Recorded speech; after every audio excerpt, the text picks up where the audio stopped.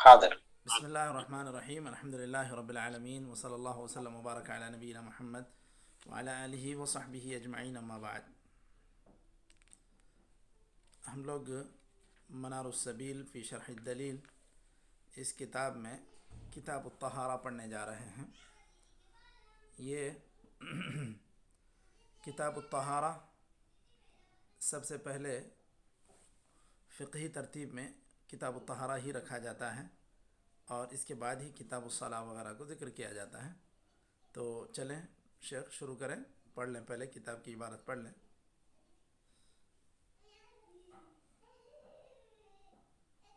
جی۔ بسم الله الرحمن الرحيم. كتاب الطهارة.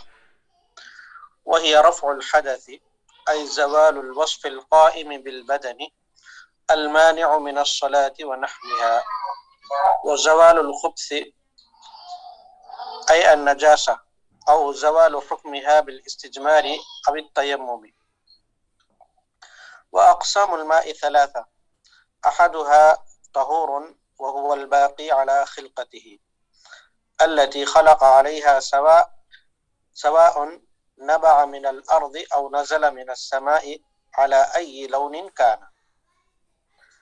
يرفع الحدث ويزيل الخبث لقوله تعالى خبث، ويزيل الخبث لقوله تعالى وينزل عليكم من السماء ماء ليطهركم به، وقول النبي صلى الله عليه وسلم اللهم طهرني بالماء والثلج والبرد، متفق عليه. وقوله في البحر هو الطهور ماؤه الحل ميتته، رواه الخمسة وصححه الترمذي. وهو 4 أنواع: الماء يحرم استعماله ولا يرفع الحدث ويزيل الخبث، وهو ما ليس مباحا كمغصوب ونحوه، لقوله صلى الله عليه وسلم في خطبته يوم النحر بمنى إن دماءكم وأموالكم عليكم حرام كحرمة يومكم هذا في شهركم هذا في بلدكم هذا، رواه مسلم من حديث جابر. ایک فی شیخ؟ ٹھیک ہے، یہاں تک ٹھیک۔ چلیے، ضرورت پڑے گی تو بعد میں اور بھی پڑھ لیں گے، کوئی مسئلہ نہیں۔ ضرور انشاءاللہ. ٹھیک ہے، چلیے۔ بسم اللہ الرحمن الرحیم، الحمد للہ رب العالمین، وصلی اللہ وسلم وبارک علی نبینا محمد وعلی آلہ وصحبہ اجمعین، اما بعد۔ ہم لوگ جو کتاب اب پڑھنے جا رہے ہیں یہ ہے منار السبیل فی شرح الدلیل، یعنی دلیل الطالب لنیل المطالب، جو شیخ مرعی بن یوسف الکرمی کی کتاب ہے۔ اس کی شرح کیا ہے شیخ ابراہیم بن محمد بن ضویان، یا ضویان بھی لوگ ان کو کہتے ہیں، ابراہیم بن محمد بن ضویان۔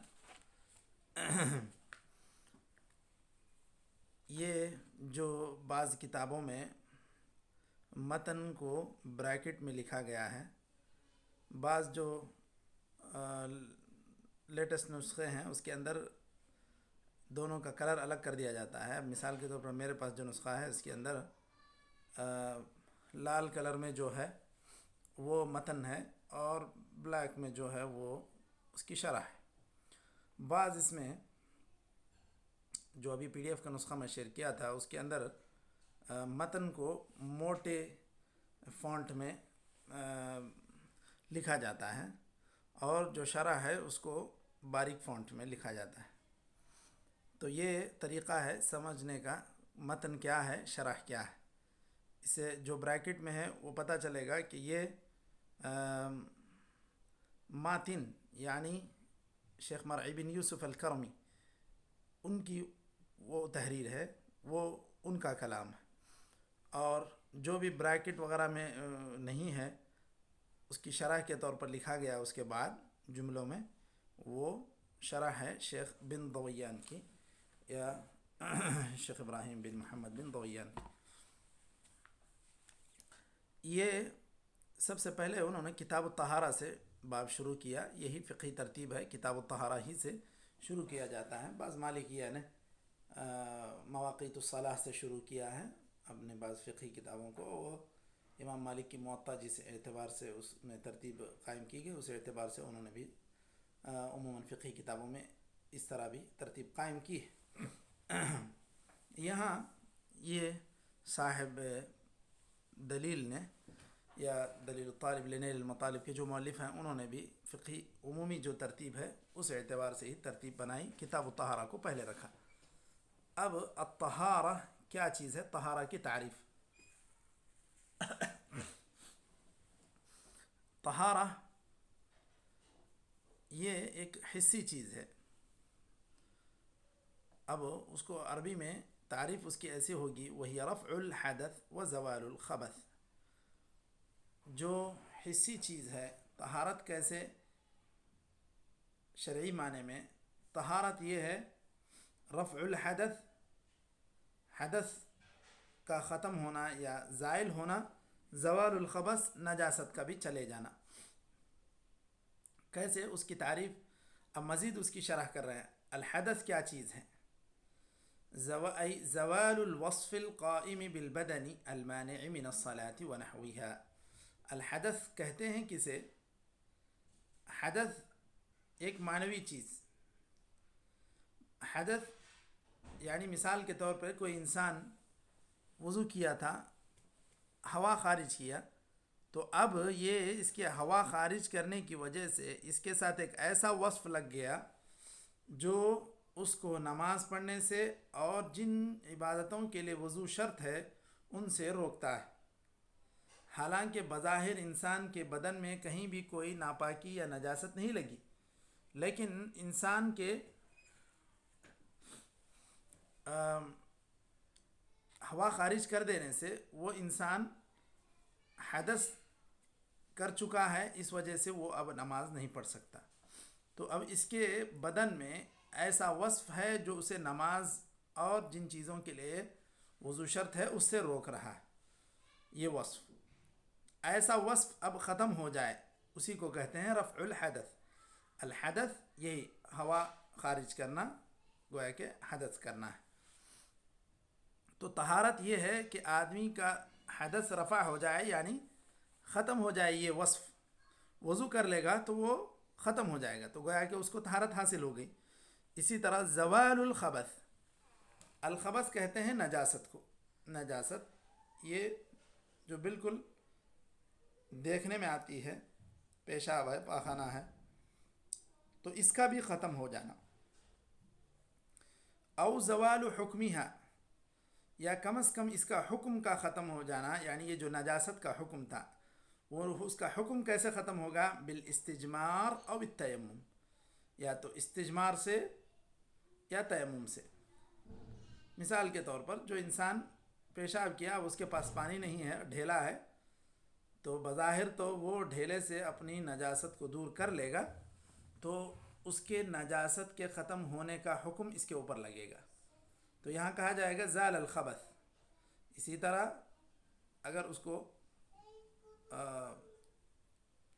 حمام جانے کی ضرورت پڑے، پاخانہ کی ضرورت پڑے، اس کے بعد وہ ڈھیلے سے ہی صفائی کر لے، تو اس صورت میں بھی جو نجاست تھی وہ ختم ہو گئی، تو اس آدمی کا حکم یہ ہوگا کہ وہ انسان بھی طاہر ہو گیا، کیونکہ اس نے حتی المقدور یہ کوشش کی کہ اس نجاست سے وہ پاکی حاصل کر سکے۔ رہی بات جو ان ڈھیلوں کے ذریعے سے صفائی کے باوجود جو پوری طرح مکمل پانی کی طرح صفائی نہیں ہو پاتی، تو وہ معفو عنہ ہے، کیونکہ آدمی جب پانی سے صفائی حاصل کرتا ہے تو اس میں اور ڈھیلے سے صفائی حاصل کرنے میں دونوں میں بہرحال فرق ہے۔ فرق اس معنی میں کہ دونوں کی کیفیت ایک نہیں ہو سکتی۔ جو ڈھیلے سے صفائی ہوئی ہوگی اس کے اندر بہرحال اور بھی صفائی کی ضرورت پڑ سکتی، لیکن یہاں تک جو حکم دیا گیا اس نے وہ مکمل کر لیا، تو اللہ تعالیٰ اس کے بعد جو بھی اس کی پاکی میں کمی رہ گئی ہے اس کو اللہ تعالیٰ معاف کرنے والا ہے، لیکن وہ اچھی طرح صفائی کر لے۔ یہ ہو گئی طہارت کی تعریف۔ الطہارہ هو رفع الحدث و زوال الخبث، یہ معنی ہیں اس کے۔ حدث کہیں گے تو بظاہر کوئی نجاست نہیں ہے، ایسا وصف جو اس کو نماز سے روک رہا ہے، اس کو کہتے ہیں الحدث هو الوصف القائم بالبدن الذي يمنع عن الصلاة وما في معناها، ایسے بھی کہتے ہیں۔ الخبث النجاسہ، البول او البراس۔ پھر اس کے بعد اب پانی کے اوپر بحث کر رہے ہیں کہ پانی کی کتنی قسمیں ہیں، پانی کون سے پانی سے آدمی کو صفائی حاصل کرنا چاہیے، کون سے پانی سے رکنا چاہیے، وہ بات۔ اقسام الماء ثلاثہ، پانی کی 3 قسمیں۔ احدها طہور، انہوں نے کہا پہلی قسم طہور ہے، طہور الطاہر فی نفسہ المطہر لغیرہ، طہور کہتے ہیں اس پانی کو جو فی نفسی اپنے آپ میں بھی پاک ہو، دوسروں کو بھی پاک کرنے کی صلاحیت رکھتا ہو، اس کو کہتے ہیں الماء الطہور۔ اب آگے چل کر وہ اس کی دوسری قسم بتائیں گے، الماء الطاہر، طاہر فی نفسہ غیر مطہر لغیرہ، کہ اپنے آپ میں تو وہ پانی پاک ہے لیکن دوسروں کو پاکیزہ کرنے کی صلاحیت نہیں رکھتا، یہ بات وہ ذکر کرتے ہیں، طاہر فی نفسہ۔ تیسرا پانی الماء النجس، غیر طاہر فی نفسہ غیر مطہر لغیرہ، نجس فی نفسہ یا غیر مطہر لغیرہ، آپ ایسا بھی کہہ سکتے ہیں کہ یا الماء النجس هو ماء لا يرفع الحدث ولا يزيل الخبث، کہ نہ یہ حدث کو ختم کرنے کی صلاحیت رکھتا ہے ماء نجس، نہ نجاست کو دور کرنے کی صلاحیت رکھتا ہے۔ تو یہ 3 قسمیں ہیں فقہ حنبلی میں پانی کی، ماء طہور، ماء طاہر، ماء نجس، یہ 3 قسمیں، لیکن جمہور کے پاس تھوڑا سا الگ ہے۔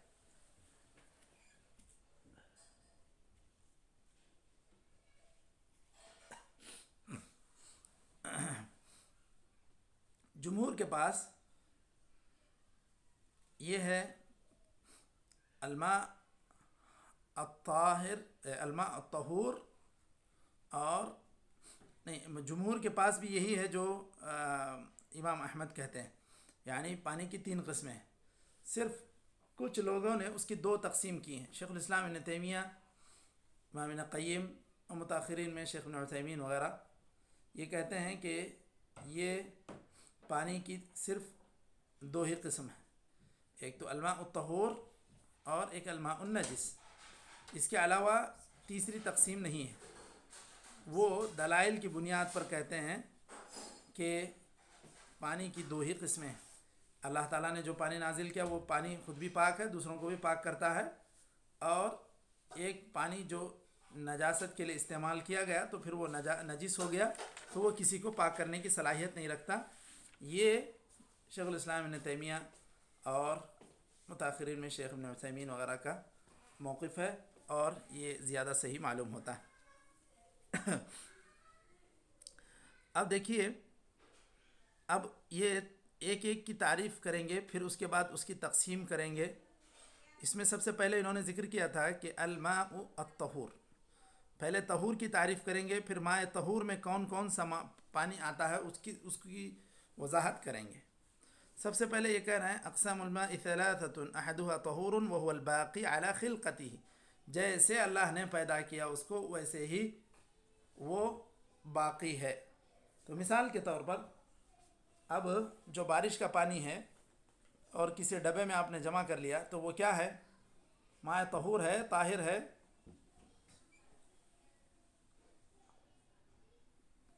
جی طاہر ہی ہے نا۔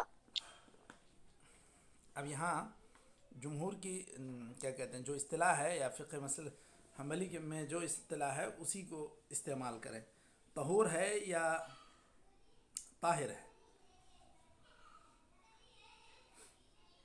جی ہمارے شیخ فضل صاحب، طہور ہے شیخ، جی طہور ہے، وہ اس لیے طہور ہے۔ کہ اللہ تعالیٰ نے اس کو جیسے پیدا کیا، ابھی جیسے آسمان سے جو پانی برسا ہے وہ اصل اس کی خلقت ہے، وہی اللہ تعالیٰ نے اس کو ایسے ہی پیدا کیا، اب وہ اس کے اندر پاک کرنے کی بھی صلاحیت ہے، وہ نہانے کے لیے بھی استعمال کیا جا سکتا ہے، پینے کے لیے بھی استعمال کیا جا سکتا ہے، وضو کے لیے بھی استعمال کیا جا سکتا ہے۔ آپ ڈبے میں جمع کر کے رکھیں، آپ کے کنویں میں جمع ہو جائے، کہیں بھی جمع ہو جائے. تو یہ اس کی تعریف ہے الماء الطہور کی، الباقی علی خلقتہ. اب اسی طرح سمندر کا پانی ہے، وہ گرچہ کہ نمکین ہے لیکن کیا ہے، وہ ماء طہور ہے نہیں ہے؟ طہور ہے شیخ. طہور ہے. کیوں؟ الماء طہور والحل میتۃ. جی. اب وہ کیوں یہاں فقہی تعریف کے اعتبار سے اگر کہیں گے تو کیوں پاک ہے، وہ کیوں طہور ہے؟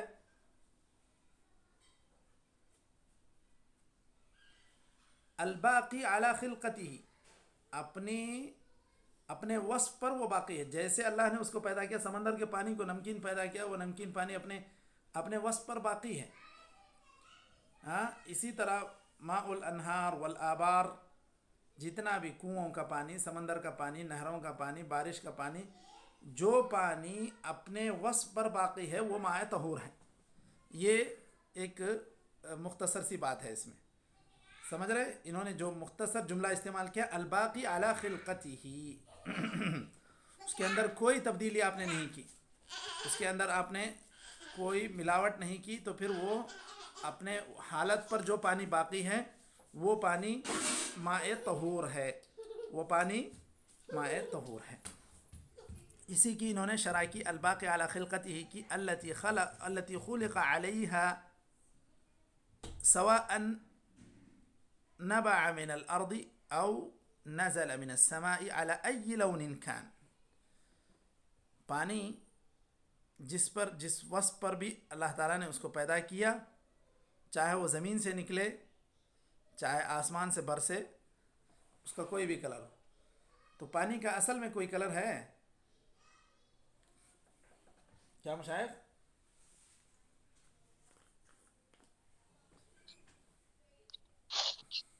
الاسودان، پانی کا الماء والتمر. ٹھیک ہے، پانی کا اصل میں کوئی کلر ہی نہیں ہے. علی ای لون کان، انہوں نے جو بات کہی، کبھی پانی جو ہے ایک مٹی کے کیا کہتے ہیں، ایک جو مٹی کے جو گڑھا کہیں بنا ہے وہاں پانی برسے گا تو وہاں آس پاس کی جو مٹی اس کے اوپر اثر کرے گی تو وہ اسی کا کلر تھوڑا سا پکڑ لے گا. صحیح ہے. اب سمندروں میں دکھتا ہے تو اوپر سے دیکھنے میں تھوڑا سا وہ ہرا نیلا دکھتا ہے، ٹھیک ہے.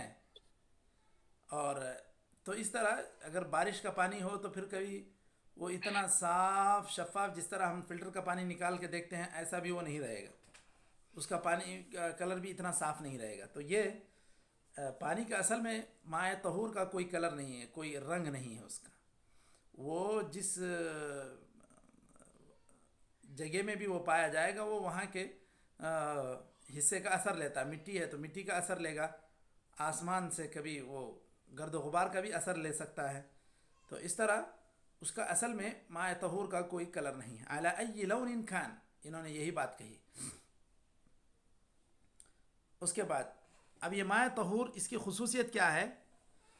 الباقی علی خلقتہ جو انہوں نے کہا، یرفع الحدث ویزیل الخبث، یہ حدث کے رفع کا بھی سبب بنے گا. یعنی اس کے ذریعے سے جو انسان ہوا خارج کیا تھا، وہ وضو کرنا چاہ رہا ہے وہ بھی کر سکتا ہے، اس کی بھی طہارت ہو جائے گی. ویزیل الخبث، جو آدمی استنجا کرنا چاہ رہا ہے، نجاست سے پاکی حاصل کرنا چاہ رہا ہے، اس کو بھی اس کے اندر پاکی حاصل ہو جائے گی. تو یہ وصف کس کے اندر ہے؟ رفع حدث اور ازالت خبث کا.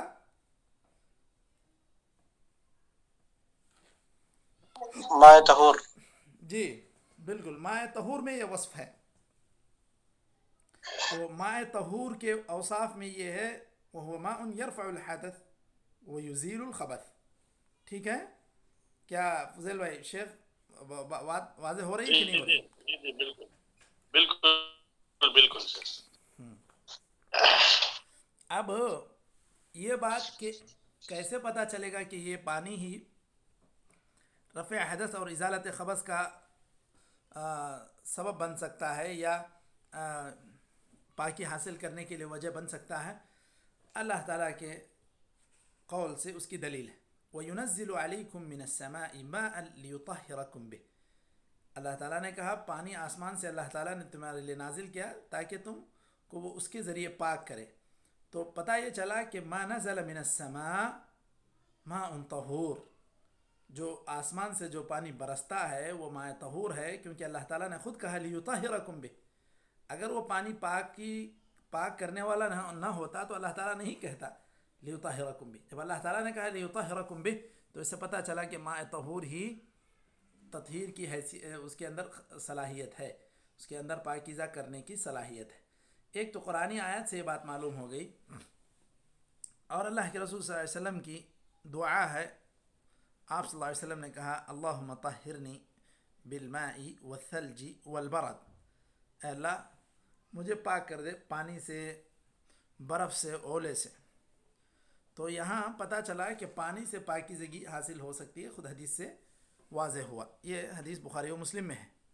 اور اسی طرح ایک دوسری حدیث جو آپ صلی اللہ علیہ وسلم نے پانی کے تعلق سے کہی، ہوا الطہور ماؤہ، سمندر کے پانی کے تعلق سے آپ نے کہا ہوا الطہور ماؤہ الحل میتتہ. ہوا کی ضمیر جا رہی ہے سمندر کی طرف، الطہور ماؤہ، یہ ہو کی ضمیر بھی اس میں سمندر کی طرف، البحر کی طرف. اس کا پانی پاک ہے، الحل میتتہ، اس کا مردار یعنی جیسے مچھلی وغیرہ یہ پاکیزہ ہے، کھانے کے لیے حلال ہے. تو پتہ یہ چلا کہ یہ ماء جو ہوتا ہے ماء طہور، جو اپنی خلقت پر، اپنے اللہ تعالیٰ کے پیدا کیے ہوئے وصف پر باقی ہے، وہ رفع حدث، ازالت خبث کا بھی، ازالت خبث کے لیے کام آئے گا. قرآن و سنت سے یہ چیز ثابت ہے. اب یہ منار السبیل کی یا منار السبیل کی ہی یہ کہہ لیں کہ یہ خصوصیت ہے کہ یہ دلائل کو ذکر کر کے بیچ میں احادیث کو، آیتوں کو اضافہ کر کے بات کو اور مدلل کر رہے ہیں. ورنہ جو ماتن ہیں، جنہوں نے صرف متن لکھا، شیخ مرعی نے، ان کے کتاب میں یا ان کی تحریر میں یہ ساری چیزیں نہیں ہیں. انہوں نے صرف اتنا ہی لکھا یرفع الحدث ویزیل الخبث. تو عموماً فقہ میں فروعی جو کتابیں ہوتی ہیں اس میں دلائل کا سرد نہیں ہوتا، یعنی دلائل کو مسلسل وہ لوگ ذکر نہیں کرتے، وہ صرف اشارہ کر کے چلے جاتے ہیں. اب رفع حدث، ازالت خبث کی دلیلیں انہوں نے ڈھونڈ کر یہاں پر چسپاں کی، یہی ان کی شرح ہے. سمجھ رہے ہیں مشائخ؟ جی شیخ. جی شیخ ماشاء اللہ. جی تو یہ ان کے یہ ان کا امتیاز ہے. یہ شیخ بن ضویان، شیخ ابراہیم بن محمد بن ضویان، ان کا یہ امتیاز ہے کہ انہوں نے دلائل کو یہاں پر ذکر کیا، اور تقریباً پوری کتاب میں انہوں نے 3000 حدیثیں ذکر کی دلیل کے طور پر. ہر ان کے قول کے بعد اس کے مناسب جو دلیل تھی اس کو ذکر کیا. اب چونکہ صرف حدیثیں ذکر کی تھیں، انہوں نے حکم نہیں لگایا تھا. شیخ البانی نے دیکھا کہ یہ بہت ہی مفید کتاب ہے، اس میں احادیث کی تخریج ہو جانا چاہیے، اسی لیے شیخ البانی نے اس شرح میں مذکور احادیث کی تخریج کر دی، جس سے استفادہ کرنے کے لیے طلباء کو اور بھی آسانی ہو گئی. ٹھیک ہے مشائخ، تو شاید یہاں تک یہ میٹنگ ختم ہو جائے گی لگتا ہے. جی فرمائیں. تخریج کا جو ہے نا کی وضاحت اگر ہو تو اچھا ہے. جی یہ تخریج کی ورڈ جو شیخ البانی نے تخریج کی گئے تھے، تو یہ تخریج کی کا وضاحت ذرا اگر ہو گئی تو حدیث کی تخریج. اچھا ٹھیک ہے وضاحت. جی دیکھیے، تخریج اصل میں کیا ہے، حدیث پر حکم لگانا ہے اس کے روات کے اعتبار سے کہ یہ حدیث صحیح ہے یا ضعیف ہے یا موضوع ہے، اس کو کہتے ہیں تخریج. اب یہ ہر انسان کے بس کی بات نہیں ہے، یہ بہت ہی گہرا علم ہے اور اس کے لیے بہت علم کی ضرورت ہے. ہر کس و ناکس کا کام نہیں ہے کہ وہ احادیث پر حکم لگائے. اس کے لیے روات کے حالات کا علم ہونا ضروری ہے، مصطلح الحدیث کا علم ہونا ضروری ہے، حدیث کے جو اصطلاحات کا علم ہے وہ بھی ہونا ضروری ہے، روات کے حالات کا علم ہونا بھی ضروری ہے. اس کے بعد ہی کوئی انسان یہ کہہ سکتا ہے کہ میں نے اس کے سارے سند کے روات کو میں نے دیکھا، یہ سب کے سب عدل ہیں، اسی لیے میں اس حدیث کو صحیح سمجھتا ہوں. تو شروع سند سے آخر سند تک، ابتدائی سند سے آخر سند تک اس کے اندر جتنے روات ہیں ان کے حالات کو جانچ پرکھ کر کے اس کے اوپر حکم لگایا جاتا ہے، تب جا کر حدیث صحیح ہے یا ضعیف ہے اس کا پتہ چلتا ہے. ان روات میں سے کوئی ایک راوی جس کے اوپر جھوٹ کی تہمت لگی ہے، متہم بالکذب ہے، تو اس صورت میں پھر وہ حدیث کیا ہو جائے گی، ضعیف ہو جائے گی. समझ रहे हैं? बिल्कुल बिल्कुल, जज़ाकल्लाह खैर तो सर। अब उसमें बुखारी व मुस्लिम में जो हदीसें तो हैं, अभी यहाँ जो बुखारी व मुस्लिम में जो तो हदीसें अभी हैं, यहाँ जो हदीस जिक्र हुई है, जी हाँ, जी बोलें। यहाँ पे जो हदीस जिक्र हुए हैं, अल्लाहुम्मा तहहिरनी बिल माई वस्सल्ज वल बर्द, मुत्तफक़ुन अलैह, व क़ौलिही फिल बहरी व हुवा तुहूरु माउहु वल हिल्लु मैततहु, जी रवाहु खमसा व सह्हहहु अत-तिरमिज़ी। तो इसमें तखरीज कहाँ है शेख अलबानी की इसमें? अच्छा, आपके पास शायद जो नुस्खा है उसके अंदर क्या आप PDF देख रहे हैं? हाँ जी, हाँ जी, जी। अच्छा, उसके अंदर शायद पता नहीं वजाहत है नहीं है। हमारे पास जो नुस्खा मेरे पास रखा हुआ है, इसके अंदर देखिए, वो आप जो पढ़े वो तो है रवाहुल तिरमिज़ी व अहमद, वो रवाहुल खमसा भी लिखा हुआ, रवाहुल खमसा व साहिह तिरमिज़ी। यहाँ रवाहुल तिरमिज़ी कहने के बाद उनका नंबर है, तिरमिज़ी में किस नंबर पे यह हदीस है। आखिर में इसमें लिखा है वसहहुल अल्लामा अल अलबानी रहिमहुल्लाह फिल जी, इरवा।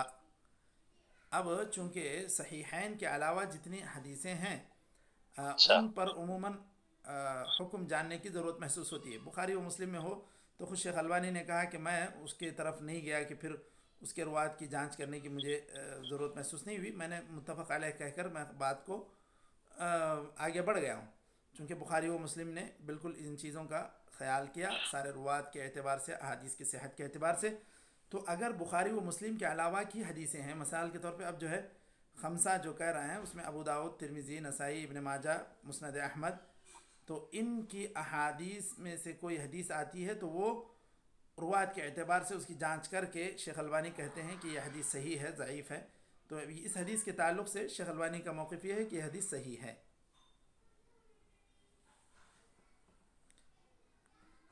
ठीक है जी। मशाइख, तो ये वो आज आखिर में कोई किताब का नाम ले रहे थे, फिल उर्वा, फिल उर्वा। इरवा बोल के ये शॉर्ट में नाम लिख रहे हैं ये लोग।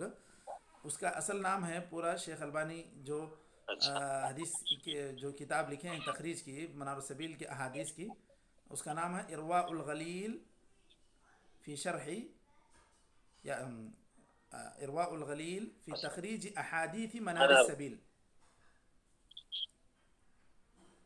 अच्छा जी, अच्छा, इरवा कहते हैं, जज़ाकल्लाह खैर, इरवा बारकल्लाह फीक। सैराब करने को, पानी पिलाने को, अलगलील कहते हैं वो प्यास को, प्यास बुझाना है मनार अच्छा अच्छा सबील अच्छा। के हदीस की तखरीज में, ये इस तरह का नाम गोया कि। ठीक है, तो ये इरवा उल गलील से इसके हदीस पर हुक्म लगाया गया इस किताब में। ये आज हम लोगों ने सिर्फ पानी, किताब तहारा में अत्तहारा की तारीफ़ पढ़ी और पानी की 3 किस्में हैं ये बात पता चली, और पानी उसमें तहूर की क्या खुसूसियत है, तहूर की क्या तारीफ़ है ये बात पता चली। फिर माए तहूर की ख़ुद ये 4 किस्में करते हैं, इंशाल्लाह हम लोग कल इसको पढ़ लेंगे। वो हुआ अरबाअत अनवा कह रहे हैं, तो हुआ यानी अलमा तहूर अला अरबाअत अनवा, माए तहूर की ख़ुद 4 जी किस्में हैं। वो मज़ीद उसकी तफसील कल इंशाल्लाह हम लोग पढ़ लेंगे। नक्तफ़ी बिहज़ल क़द्र व जी। सल्लल्लाहु अलैहि वसल्लम व बारक अला थोड़ा नबीना ये मुहम्मद। अल्फाज मानी बोल दीजिए, उनका इरवा का माने क्या? इरवा कहते हैं सैराब करना, पानी पिलाना। जी, अलगलील प्यासा। अच्छा जी, जज़ाक